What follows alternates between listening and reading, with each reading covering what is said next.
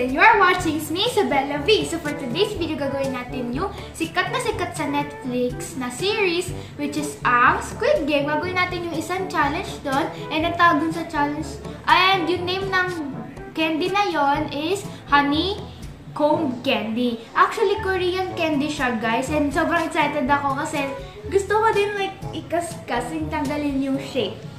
So let's get started!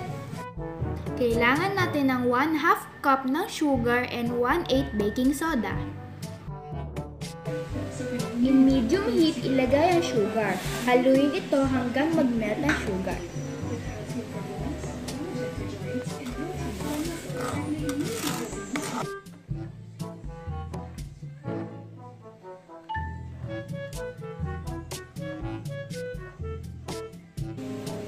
Ilagay ang baking soda at haluin ng mabuti.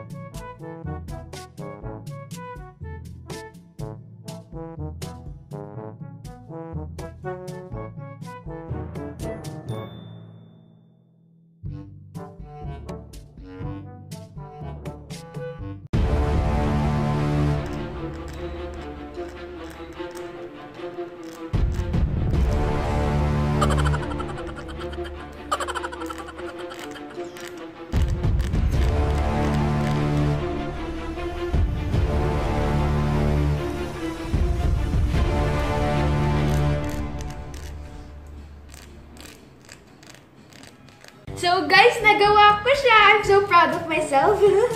Nagawa ko yung oval.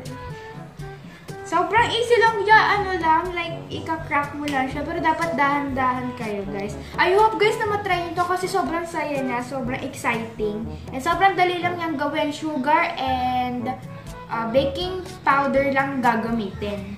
Dalawang ingredients lang, guys. Sobrang dali lang. Sana, guys, talaga magawa niyo siya this weekend. So guys, that's the end of the video. See you in my next one. Bye!